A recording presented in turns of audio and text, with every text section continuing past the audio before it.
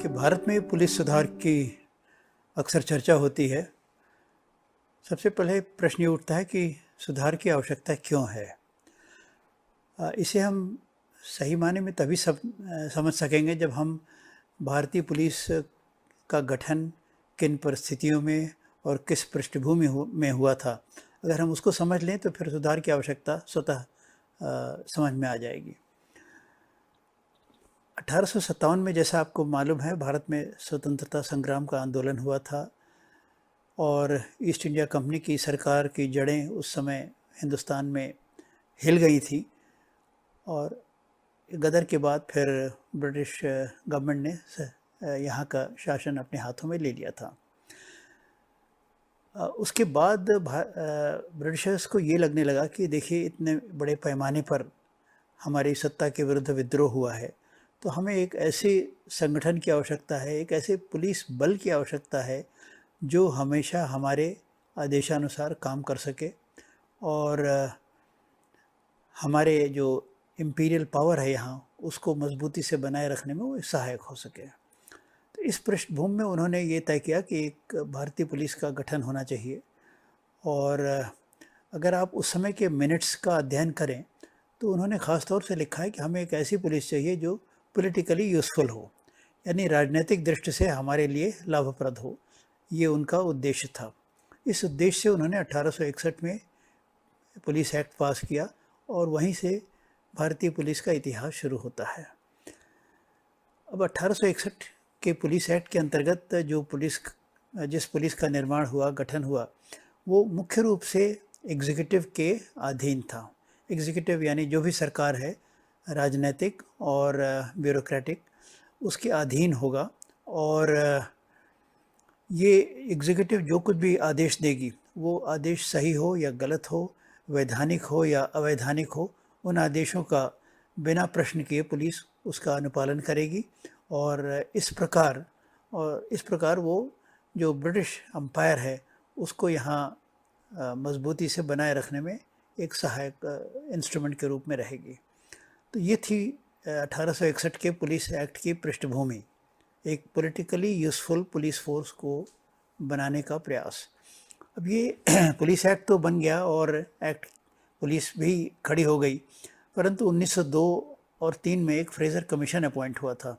Lord Curzon ने एक commission appoint किया था ये देखने के लिए कि आखिर पुलिस में क्या खामियां हैं, क्योंकि बराबर शिकायतें आ रही थी। आपको ताज्जुब होगा कि उस 1902 के कमीशन में उसने भी अपनी फाइंडिंग्स में ये लिखा कि पुलिस जो है वो बहुत करप्ट है और जनता पर उसको विश्वास नहीं है, और ऐसी पुलिस का होना जो भी देश में हुकूमत है उसके लिए एक बदनामी का विषय है। ये फ्रेजर कमीशन ने साफ साफ अपने रिपोर्ट में लिखा और उन्होंने ये कहा कि इस पुलिस में सुधार की आवश्यकता है। पर सुधार उसके बाद भी कोई जिस तरह के सुधार की अपेक्षा थी वो नहीं हुआ, क्योंकि फ्रेजर कमीशन ने अपने रिपोर्ट में ख़ास तौर से इस बात पर जोर दिया कि एग्जीक्यूटिव का जो पुलिस पे जो नियंत्रण है वो जिस नियंत्रण की अपेक्षा थी उससे कहीं ज़्यादा है। मतलब दूसरे शब्दों में उनका मतलब ये था कि राजनीतिक दखलंदाजी पुलिस के कामों में बहुत ज़्यादा है और इस वजह से पुलिस एक प्रमुख कारण यह है कि पुलिस अपने कर्तव्यों का निर्वहन ठीक से क्यों नहीं कर पा रही है। तो पुलिस सुधार की बात उस समय सबसे पहले हुई और पर यह बात वहीं की वहीं रह गई। आज़ादी के बाद फिर हम लोगों ने ये सोचा था कि मतलब मैं तो खैर उस समय नहीं था, पर जनता ने ये सोचा होगा कि एक नई पुलिस का गठन होगा जो हमारे जो डेमोक्रेटिक एस्पिरेशंस हैं, हमारे जो नए आशाएं हैं और विश्वास है, उसके मुताबिक एक नई पुलिस का गठन होगा।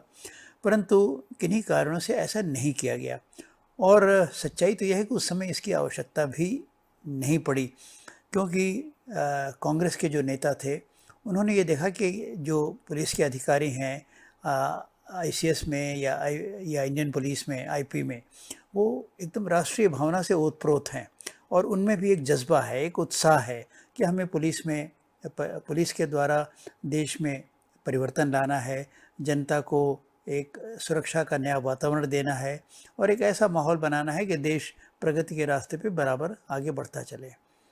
तो उस समय के जो हमारे नेता थे वो भी आदर्शों से प्रेरित थे। जो अधिकारी थे पुलिस के या या सिविल सर्विसेज के, वो भी आदर्शों से प्रेरित थे। इसलिए शुरू के वर्षों में जो पुलिस का ढांचा हमें विरासत में मिला था, उससे कोई विशेष दिक्कत नहीं हुई और यूँ कहिए कि देश की गाड़ी चलती रही। पुलिस भी लोगों की अपेक्षाओं के अनुसार अच्छा काम करती रही। परंतु धीरे धीरे जैसे जैसे देश की राजनीति का स्तर धीरे धीरे गिरने लगा और करीब 70 के दशक में ये देखा गया कि हुकूमत ने एक नया कॉन्सेप्ट एडमिनिस्ट्रेशन में इंट्रोड्यूस किया। उन्होंने कमिटेड ब्यूरोक्रेसी का एक कॉन्सेप्ट किया कि जो भी सरकारी तंत्र का जो भी हिस्सा हैं, जो भी लोग हैं, वो सरकार के पॉलिटिकल आइडियोलॉजी से प्रभावित होने चाहिए और उस पॉलिटिकल एजेंडा का वो आगे बढ़ाने में सहायक होने चाहिए। Committed officers, committed bureaucrats, committed police officers, committed judicial officers, हर स्तर पे कमिटमेंट की अपेक्षा की गई। अभी जो कमिटमेंट वाली बात आई, इसके बड़े भयानक परिणाम हमें देखने पड़े और ये भयानक परिणाम का नंगा नाच जो हुआ वो हुआ इमरजेंसी के दौरान में। इमरजेंसी के दौरान में ये देखा गया कि अनाप शनाप दाहिने बाएं लोग गिरफ्तार किए गए। उनके खिलाफ मटेरियल हो या ना हो, बस वो अगर विरोधी पार्टी के हैं तो उनको गिरफ्तार कर लो, कुछ फर्जी FIR बना दो पर उन्हें अंदर करो। तो हज़ारों की तादाद में देश भर में जो भी विरोधी पार्टी के लोग थे वो गिरफ्तार किए गए और सलाखों के पीछे डाल दिए गए।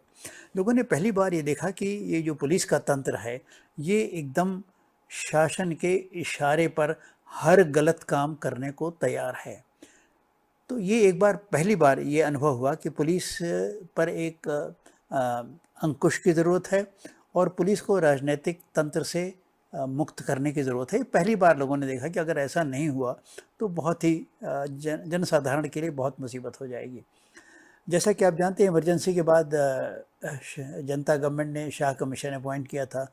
शाह कमीशन ने इमरजेंसी के दौरान जो एक्सेसेस हुए थे, जो ज्यादतियाँ हुई थी, उसकी जांच की और शाह कमीशन ने बड़े साफ शब्दों में लिखा कि अगर ऐसी घटनाओं की पुनरावृत्ति हमें रोकनी है तो उसका एकमात्र उपाय यह है कि पुलिस को राजनीतिक प्रभाव से मुक्त किया जाए। ये उन्होंने बड़े साफ शब्दों में अपनी रिपोर्ट में लिखा था। पर जब तक शाह कमीशन की रिपोर्ट आई तब तक तो सरकार बदल गई थी। इसी बीच में जनता सरकार ने एक और महत्वपूर्ण कदम उठाया था। उन्होंने एक नेशनल पुलिस कमीशन का गठन किया था। नेशनल पुलिस कमीशन के चेयरमैन थे श्री धर्मवीरा, एक ICS ऑफिसर थे जो बाद में वेस्ट बंगाल के गवर्नर भी हो गए थे और अच्छे ब्यूरोक्रेट माने जाते थे। उनके चेयरमैनशिप में नेशनल पुलिस कमीशन का गठन हुआ जिसमें रुस्तम जी और अन्य अधिकारी भी शामिल थे। इस कमीशन ने 1979 और 1981 के बीच में 8 रिपोर्टें दी। 8 अलग अलग वॉल्यूम आए, वॉल्यूम 1, वॉल्यूम 2, इस तरह करके 8 वॉल्यूम्स में रिपोर्ट आए और ये रिपोर्ट्स बड़े ही कॉम्प्रहेंसिव थे, बड़े ही विस्तृत थे और पुलिस के हर पहलू पे इन्होंने गहन परीक्षण किया और अपनी संस्तुतियाँ दी। ये रिपोर्ट इतनी अच्छी रिपोर्ट है कि आज भी इतने वर्षों के बाद जब भी कोई ख़ास मुद्दा आता है तो हम अक्सर ये कोट करते हैं कि इस विषय पर, वो चाहे कम्युनल राइट हो या और कोई विषय हो, इस विषय पे नेशनल पुलिस कमीशन ने क्या कहा था। वो जो नेशनल पुलिस कमीशन ने उस समय 80 के शुरू में कहा था वो आज भी लगभग मतलब मोटे तौर से आज भी लागू होता है। हाँ, समय के साथ कुछ परिवर्तन तो हो गए हैं, फिर भी जो मानक उन्होंने स्थापित किए थे, जो दिशा निर्देश उन्होंने उस समय दिए थे, वो आज भी ऐसा लगता है कि काफ़ी हद तक आज भी वही मानक लागू हो सकते हैं। नेशनल पुलिस कमीशन ने अपनी उसकी सेकंड रिपोर्ट थी, उसमें कुछ ख़ास उन्होंने संस्तुतियाँ की थी। उन्होंने ये लिखा था कि जो राजनीतिक दखलंदाजी पुलिस के काम में होती है, ये उन्होंने सेकंड वॉल्यूम में बहुत विस्तार में इस पे लिखा और उन्होंने कहा कि नहीं, ये ठीक नहीं है, ये नहीं होना चाहिए। नेशनल पुलिस कमीशन की रिपोर्ट जब तक प्रकाशित हुई उस समय तक हिंदुस्तान में सरकार बदल चुकी थी, इंदिरा गांधी फिर सत्ता में आ चुकी थी और चूँकि रिपोर्ट बनाने की पृष्ठभूमि इमरजेंसी के दौरान जातियाँ थीं, इसलिए बहुत सारी संस्तुतियाँ जो की गई थी वो उनको रास नहीं आई थी। ख़ासतौर से सेकंड रिपोर्ट में जिस तरह से पुलिस को राजनीतिक प्रभाव से मुक्त करने की बात की गई थी, वो सरकार उससे सहमत नहीं थी। नेशनल पुलिस कमीशन की रिपोर्ट भारत सरकार ने राज्य सरकारों को तो भेजना अनिवार्य था, परंतु भेजते समय जो उन्होंने कवरिंग लेटर लिखा, वो लेटर कुछ ऐसा था कि जैसे उन्होंने ख़ास तौर से लिखा कि नेशनल पुलिस कमीशन में जो रिपोर्ट है उसके पैराग्राफ फलाना है, मतलब बहुत सारे 10-15 पैराग्राफ का उन्होंने उल्लेख कर दिया। इन रिपोर्टों कि इन पैराग्राफों में जो संस्तुतियाँ की गई हैं उससे हम सहमत नहीं हैं, फिर भी ये रिपोर्ट है और राज्य सरकारों के पास आवश्यक कार्यवाही हेतु ये भेजी जा रही है।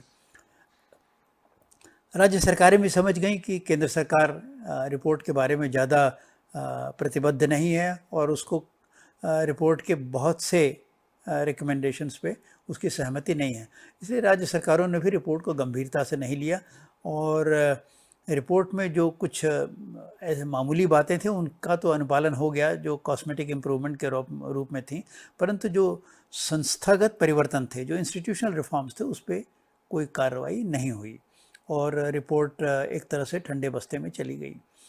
फिर रिपोर्ट पे इसके बाद कुछ और कमीशंस भी राष्ट्रीय स्तर पे और राज्य स्तर पे अपॉइंट होते रहे और उन सभी रिपोर्टों में एक जो ख़ास बात आती रही वो राजनीतिक दखलंदाजी की और उससे पुलिस को मुक्त करने की बात, ये करीब करीब हर रिपोर्ट में कमोबेश हर जगह लिखी गई थी। अब ये रिपोर्ट जैसा कि मैंने कहा ठंडे बस्ते में पड़ी रही और अपने सर्विस के दौरान मैंने ये अनुभव किया कि सही काम करने के लिए और आदमी रूल ऑफ लॉ को इन्फोर्स करना चाहे हर परिस्थितियों में, तो उसमें बहुत दिक्कतें हैं, क्योंकि एग्जीक्यूटिव का पुलिस पे इतना ज़बरदस्त कंट्रोल है कि अगर कोई आदमी, ईमानदार आदमी, सत्यनिष्ठ आदमी चाहे भी कि हम कानून के मुताबिक, संविधान के मुताबिक सही काम करें, तो उसको काम करने में बहुत दिक्कतें हैं, क्योंकि एक एग्जीक्यूटिव का एक स्ट्रेंगल होल्ड है, एकदम गर्दन पे उनकी पकड़ है और आपने ज़रा सा भी कुछ उनके मर्जी के खिलाफ किया तो आपको सस्पेंड कर सकते हैं, ट्रांसफ़र कर सकते हैं, हटा सकते हैं, महत्वहीन पोस्ट दे सकते हैं, वगैरह वगैरह, उनके सारे अधिकार उनके पास हैं। कोई ऐसा इंस्टीट्यूशन नहीं है कि हम सही काम करते हुए भी इंस्टीट्यूशनल सेफगार्ड हमको प्रोटेक्ट कर लें, ऐसा कोई अरेंजमेंट नहीं है। तो मैंने ये सोचा, मतलब नौकरी के दौरान तो हम लोग बराबर आवाज़ उठाते रहे, पर हमने देखा कि कोई सरकार सुनने को नहीं तैयार है और अगर मुख्यमंत्री कभी कोई बात कह भी देते हैं तो बाद में ब्यूरोक्रेसी उसको स्कटल कर देती है, उसको शूट डाउन कर देती है। तो फिर रिटायरमेंट मेरा 1994 में रिटायरमेंट हो गया और मैं इस विषय पर अध्ययन करता रहा, जितनी रिपोर्टें हैं सब मैंने अध्ययन कर डाला और फिर मैंने ये सोचा कि अब एक ही दरवाज़ा बचा है खटखटाने के लिए, वो है सुप्रीम कोर्ट का। मैंने एक पब्लिक इंटरेस्ट लिटिगेशन बनाया और उसको सुप्रीम कोर्ट में 1996 में सुप्रीम कोर्ट में फ़ाइल किया। प्रशांत भूषण मेरे एडवोकेट थे। अब जब PIL फाइल हुई तो शुरू के वर्षों में तो पुलिस अधिकारियों में भी बड़ा उत्साह था कि आखिर किसी ने तो ये बीड़ा उठाया कि पुलिस में सुधार होना है और शुरू के वर्षों में, मतलब 97-98 में तो लोग बार बार जब भी कहीं मुझसे मिले तो हर अधिकारी का यही प्रश्न होता था कि प्रकाश सिंह उसमें क्या हो रहा है, प्रकाश सिंह उसमें क्या हो रहा है। पर धीरे धीरे जैसे जैसे वर्ष बीतते गए लोगों ने सोचा कि ये ठीक है, प्रकाश सिंह कोशिश कर रहे हैं पर इसमें होना हवाना कुछ नहीं है और सुप्रीम कोर्ट जो वर्तमान व्यवस्था है उसी पर वो ठप्पा लगा देगी और PIL की मांगें स्वीकार नहीं होगी। अब चारों तरफ मतलब लोग मुझे हतोत्साहित करने लगे, पर मैंने कहा भाई अब ये जब काम शुरू किया है तो इसको बीच में तो नहीं छोड़ा जा सकता और मैं लगा रहा और हर स्टेज पे मतलब PIL ड्राफ्ट करने से लेके सबमिशन देना, एफिडेविट फाइल करना, रिजॉइंडर बनाना, जो कुछ था सब में बराबर मैं ही बनाता रहा, एडवोकेट को देता रहा और एडवोकेट महोदय ठीक है उसको थोड़ा सा कानूनी जामा पहना देते थे, पर ड्राफ्ट तो मेरा ही रहता था हर स्टेज पे। और अंततोगत्वा मैं कहूँगा इसका फैसला आया 2006 में, जबकि चीफ जस्टिस ऑफ इंडिया थे श्री सबरवाल। उन्होंने एक ऐतिहासिक फैसला सितंबर 22, 2006 को दिया और मुझे ये कहते बड़ा फ़क्र होता है और मैं ईश्वर को धन्यवाद भी देता हूँ कि मेरी सारी प्रेयर्स उन्होंने मान ली। मैं सोचता था कि अगर 60% भी मिल जाएगा तो बहुत है, पर उन्होंने सारी प्रेयर्स मेरी मान ली और जो फैसले दिए उसमें उन्होंने 7 दिशा निर्देश दिए, 7 डायरेक्शंस दिए। उसमें 6 तो राज्य सरकारों के लिए था और 1 भारत सरकार के लिए था। जो 6 महत्वपूर्ण निर्देश राज्य सरकारों के लिए थे वो मैं संक्षेप में बता दूं। पहला तो ये था स्टेट सिक्योरिटी कमीशन का गठन, जो यह सुनिश्चित करेगा कि राज्य सरकारें पुलिस के रोज़ाने के काम में दखल न दे, और साथ ही साथ ये भी देखेगा कि पुलिस कानून की सीमा का उल्लंघन करके कोई गलत काम ना करे। ये दो उसकी ख़ास जिम्मेदारियां थी स्टेट सिक्योरिटी कमीशन का। ये बहुत ही मतलब महत्वपूर्ण बॉडी थी। अगर सही ढंग से इसका गठन हो जाए तो ये जो पॉलिटिकल इंसुलेशन या राजनीतिक प्रभाव से जो हम मुक्ति की बात करते हैं, वो इस स्टेट सिक्योरिटी कमीशन से अचीव हो सकता है। कोर्ट ने ये कहा था कि स्टेट सिक्योरिटी कमीशन में आधे सदस्य तो ऐसे हों जो सरकार द्वारा नामित हों, और आधे सदस्य ऐसे हों जो कुछ जुडिशरी के रिटायर्ड जज हों, ह्यूमन राइट्स कमीशन के कोई आदमी हों, इस तरह करके, और सिविल सोसाइटी से कुछ प्रतिष्ठित लोग हों जिनकी सत्यनिष्ठा की ख्याति हो, जो सरकार के प्रभाव में ना हो। तो आधे सरकार के हों और आधे बाहर से हों, ताकि वो इवनली बैलेंस्ड हो और सरकार का पलड़ा भारी ना हो। मतलब अगर चाहे तो ये जो बाकी सदस्य हैं वो सरकार को सही काम करने के लिए उस पर दबाव डाल सकें। तो स्टेट सिक्योरिटी कमीशन पहला एक संस्थागत परिवर्तन था। दूसरा ये था एक पुलिस एस्टैब्लिशमेंट बोर्ड का गठन। पुलिस एस्टैब्लिशमेंट बोर्ड के द्वारा कोर्ट ने ये चाहा था कि पुलिस अधिकारियों को कार्मिक मामलों में, यानी इसे ट्रांसफ़र पोस्टिंग के जो मामले होते हैं, इन कार्मिक मामलों में पुलिस अधिकारियों को विशेषाधिकार दिए जाएं, और डिप्टी एसपी लेवल तक तो डिपार्टमेंट के अधिकारी ही ये तय करेंगे कि कौन कहाँ जाएगा, और एसपी और उसके ऊपर जो हैं उसके बारे में पुलिस एस्टैब्लिशमेंट बोर्ड अपनी संस्तुतियाँ देगा, और उन संस्तुतियों को राज्य सरकार जो है वज़न देगी, यानी उस पर गंभीरता से विचार करेगी। तीसरा था पुलिस कंप्लेंट्स अथॉरिटी, राज्य स्तर पे बनाना और जिला स्तर पे बनाना। राज्य स्तर पे ये कहा गया था कि हाई कोर्ट या सुप्रीम कोर्ट का कोई रिटायर्ड जज इसका चेयरमैन हो, और जिला स्तर पे कहा गया था कि कोई डिस्ट्रिक्ट एंड सेशन जज जो रिटायर्ड हो वो उसके चेयरमैन हो, और उनकी सहायता के लिए राज्य स्तर और जिला स्तर पे 2-3 सदस्य और भी होने चाहिए। ये था कि पुलिस के विरुद्ध ऐसे तो जांच का प्राविधान है, आप पुलिस विभाग जांच कर सकता है, मजिस्ट्रेट साहब जांच कर सकते हैं, यदा कदा जुडिशल इंक्वायरी भी हो जाती है, ह्यूमन राइट्स कमीशन है, schedule caste and tribes commission है, विमेंस कमीशन है, ये सब तो हैं ही।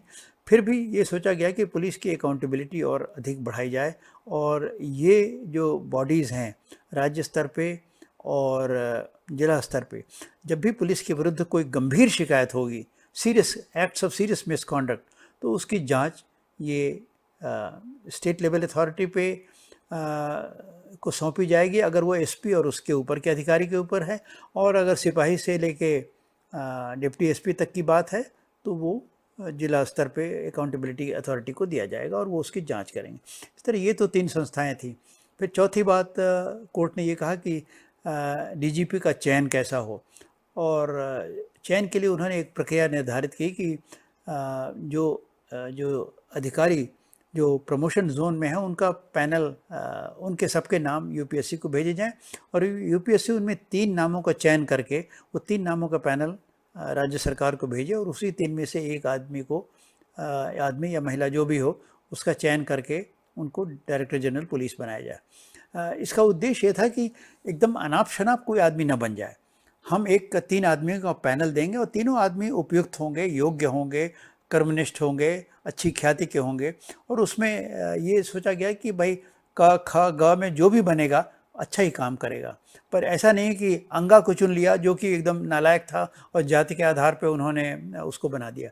तो इस तरह से चीफ मिनिस्टर डीजीपी का चयन तो करेंगे, नियुक्ति तो वही करेंगे, पर उनकी नियुक्ति का दायरा मतलब चयन का दायरा सीमित कर दिया गया, ताकि किसी गलत आदमी की नियुक्ति जाति के आधार पे और किसी आधार पे न होने पाए।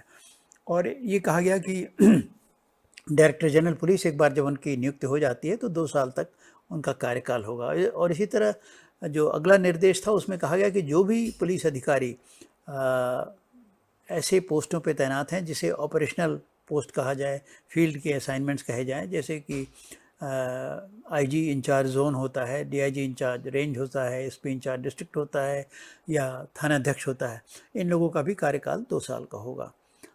तो ये, और 6वां निर्देश ये था कि जो बड़े बड़े शहर हैं वहाँ पे क्राइम वर्क और लॉ एंड ऑर्डर वर्क दोनों को अलग अलग कर दिया जाएगा। अभी तक ये देखा जा रहा था कि वही स्टाफ, वही दरोगा जी हैं, वही मुकदमे की तफ्तीश भी कर रहे हैं और वही बलवाइयों से निपटने भी जा रहे हैं, वही वीआईपी ड्यूटी भी कर रहे हैं। तो ये देखा गया कि भाई इन्वेस्टिगेशन के काम में वो ध्यान नहीं दे पाते। जब तक कोई तफ्तीश कर रहे हैं तब तक ये होगा साहब फलानी जगह दंगा हो रहा है वहाँ जाइए आप, फलानी जगह डेमोस्ट्रेशन हो रहा है वहाँ जाइए, वहाँ लड़के उत्पात मचा रहे हैं वहाँ जाइए, वहाँ लेबर स्ट्राइक हो गई वहाँ जाइए। तो उसमें तफ्तीश में वो ध्यान नहीं दे पाते थे। ये हुआ कि बड़े बड़े शहरों में क्राइम वर्क के लिए अलग स्टाफ होगा और लॉ एंड ऑर्डर के लिए अलग स्टाफ होगा, ताकि इन्वेस्टिगेशन में जो पर्याप्त ध्यान है वो दिया जा सके और इन्वेस्टिगेशन का स्तर गिरने न पाए, जैसा कि देखा गया था। तो ये 6 निर्देश थे राज्य सरकारों के लिए और केंद्र से ये कहा गया कि एक नेशनल पुलिस कमीशन का गठन किया जाए जो केंद्रीय बल हैं उनके पर्यवेक्षण के लिए, उनके अधिकारियों के चयन के लिए, और ये देखे कि सेंट्रल आर्म पुलिस फोर्सेस की जो आवश्यकता है उसमें, उसके लिए ख़ास तौर से ये नेशनल पुलिस कमीशन का गठन है। तो ये निर्देश थे, देखिए 2006 में जारी किए गए और ये कहा गया कि 31 दिसंबर 2006 तक आप इसका अनुपालन सुनिश्चित करिए। बाद में जब राज्य सरकारें हीला हवाला करने लगे तो सुप्रीम कोर्ट ने कहा चलिए मार्च 31 2007 तक कर दीजिए।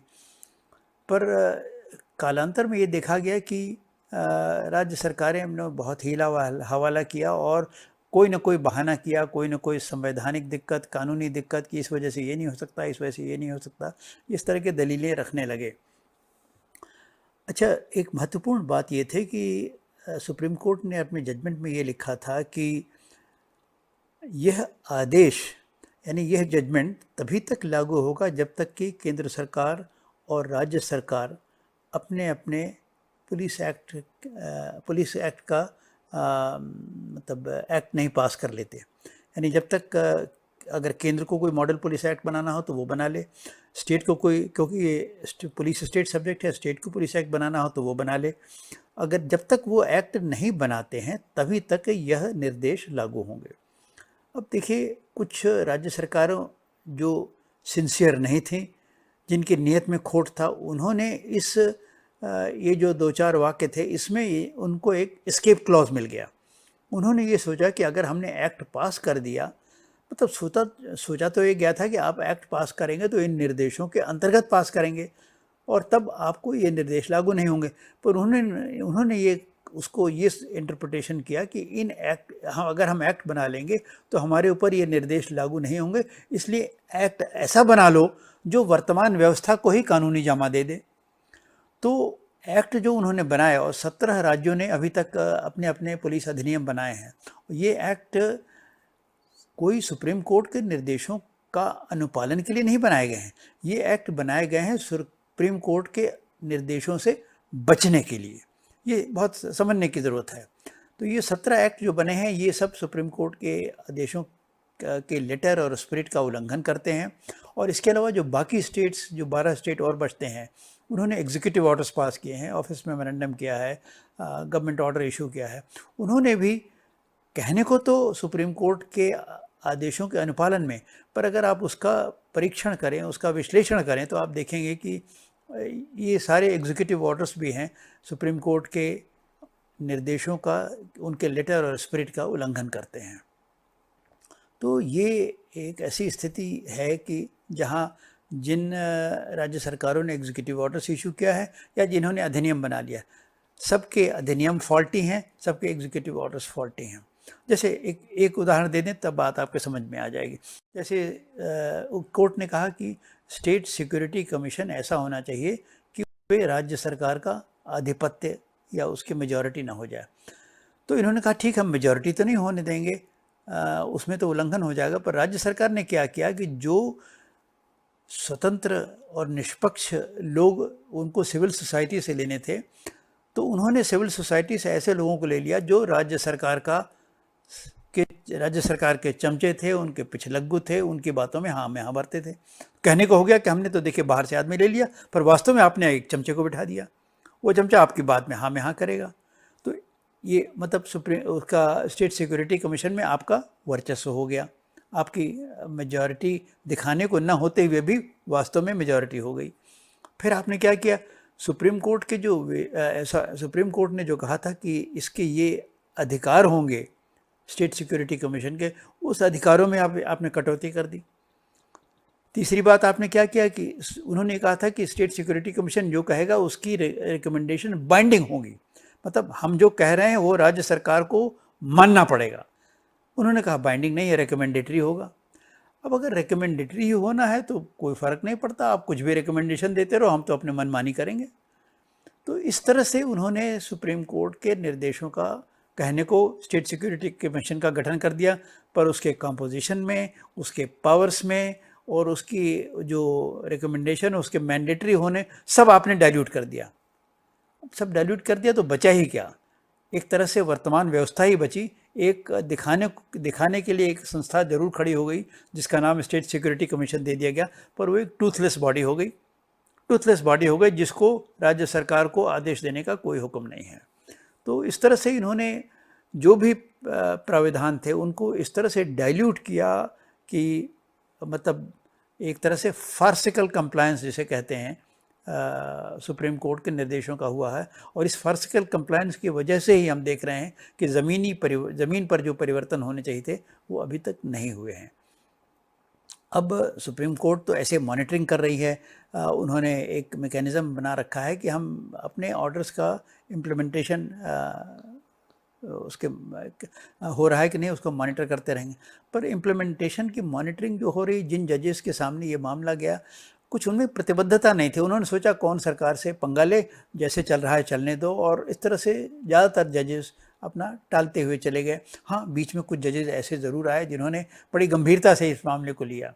अब जस्टिस कपाडिया जब आए तो उन्होंने कहा नहीं, इन आदेशों का तो अनुपालन हो के रहेगा और आप ये संदेश बड़ी सख्ती से समझ लीजिए। परंतु जजेस ने, लॉयर्स ने, और देखिए ये मुकदमा जब भी सुप्रीम कोर्ट के सामने जाता है तो जो वहाँ सीन रहती है मैं आपको बताऊँ, एक तरफ तो पिटिशनर मैं हूँ अकेला, और मेरे एडवोकेट हैं बेचारे एक प्रशांत भूषण और उनका एक जूनियर, हम 3 आदमी रहते हैं। कभी कभी कोई अमाइकस हो जाते हैं तो वो वहाँ रहते हैं, हम लोग 2, 3, 4 बस रहते हैं वहाँ पे। और दूसरी तरफ से 28 से 29 राज्य सरकारों के 29 वकील और उनके असिस्टेंट, समझिए कि 30-40 आदमी का मजमा रहता है।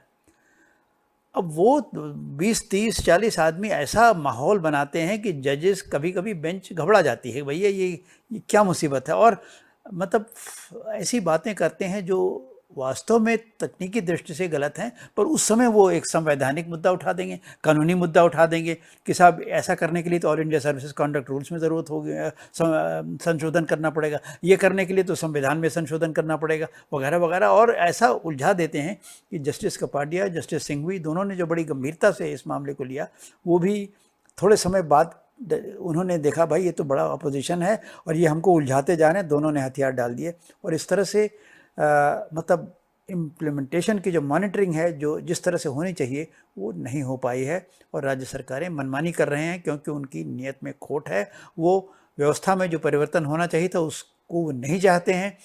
पुलिस पे जो वर्चस्व है, एक तरह की ज़मींदारी उनकी हो गई है।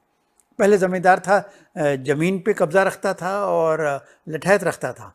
अब जो ज़मींदार हैं, जो नेता के रूप में हैं, ब्यूरोक्रेट्स के रूप में, वो पुलिस के ऊपर अपना ज़मींदारी बनाए हुए हैं कि ये तो हमारे मुताबिक चलेंगे, हम जैसा कहेंगे वैसा ही नहीं करना पड़ेगा। भाई वैसा क्यों करना पड़ेगा? आखिर देश में संविधान किस लिए बना है, देश में कानून किस लिए बना है, उसके मुताबिक हमें क्यों नहीं चलने देते? पर नहीं, आपको पहले हमारे हुक्म मानना पड़ेगा। हमारा हुक्म कैसा भी हो उसको आप पहले मानिए, और नहीं मानिएगा तो आपको हम सस्पेंड कर देंगे, ट्रांसफ़र कर देंगे, हटा देंगे, नालायक करार करके आपके खिलाफ कोई फर्जी मुकदमा चला देंगे, आपकी पेंशन रोक देंगे। क्या क्या नहीं कर सकते वो करते हैं। बहुत अधिकारी इससे प्रताड़ित हो चुके हैं। तो ये स्थिति आज की तारीख में है। अब सवाल यह है कि पुलिस रिफॉर्म की गाड़ी आगे कैसे बढ़े। आगे बढ़ाने का एकमात्र उपाय है, देखिए इसको जनमानस तक, इस संदेश तक पहुंचाना पड़ेगा कि अगर आप देश में पुलिस सुधार चाहते हैं, अगर आप चाहते हैं कि आपकी जान, आपकी माल, आपकी इज़्ज़त पुलिस सही ढंग से उसकी सुरक्षा कर सके, तो पुलिस में सुधार आवश्यक हैं। और उस सुधार का आधार है सुप्रीम कोर्ट द्वारा पारित निर्देश। और इसके पक्ष में एक जनमानस को इसके बारे में एजुकेट करना पड़ेगा, लोगों को समझाना पड़ेगा, बताना पड़ेगा, और ये इसे एक जन आंदोलन का रूप देना पड़ेगा। जब तक ये जन आंदोलन का रूप नहीं लेगा तब तक मुझे नहीं लगता कि देश के हुक्मरान जो हैं, जो नेतागण हैं, जो ब्यूरोक्रेट्स हैं, वो पुलिस सुधार के पक्ष में कभी हो पाएंगे और पुलिस सुधार की आवश्यकता सोचेंगे। दुर्भाग्य से उन्हें अपनी सत्ता, अपना विशेषाधिकार, उसकी परवाह ज़्यादा है। जनता के हित में क्या होगा, कैसी पुलिस व्यवस्था होगी, इसकी उनको परवाह नहीं है। और इसलिए ये जो हम वर्तमान में जो पुलिस में जो गड़बड़ियाँ देखते हैं, जो कमज़ोरियाँ देखते हैं, वो बहुत हद तक इसी कारण है कि ये मतलब एग्जीक्यूटिव जो है वो कॉस्मेटिक इम्प्रूवमेंट तो पुलिस में कर देती है। बहुत होगा, कभी थोड़ा सा आदमियों का सैंक्शन बढ़ा देगी, कुछ भत्ते बढ़ा देगी, मोटरसाइकिल और दे देगी, हथियार और दे देगी, पर जो पुलिस की जो दिल की बीमारी है, जो हार्ट ऑफ द प्रॉब्लम है, कोर प्रॉब्लम है, वो ये है कि भाई हमको काम करने की स्वायत्तता तो हो। आप नीति निर्धारित कर दीजिए कि ये हमारा इस दायरे में आपको काम करना है, पर उसके बाद हमें काम करने दीजिए। आप पहले तो नीति निर्धारित करते हैं, उसके बाद रोज टांग अड़ाते हैं। इस केस में इसको फंसा दो, इसको छोड़ दो, इसके खिलाफ FIR दर्ज कर दो, वगैरह वगैरह। तो मतलब ये पुलिस को काम करने में बहुत दिक्कतें हैं।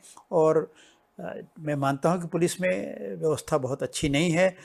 जनता हमसे संतुष्ट नहीं है, हमसे खुश नहीं रहती है, पर हमारे में इतनी मजबूरियां हैं और इतने दबाव हैं कि हम जनता की अपेक्षा के अनुसार काम नहीं कर पाते हैं। ये एक सत्य है जिसको सबको समझने की आवश्यकता है।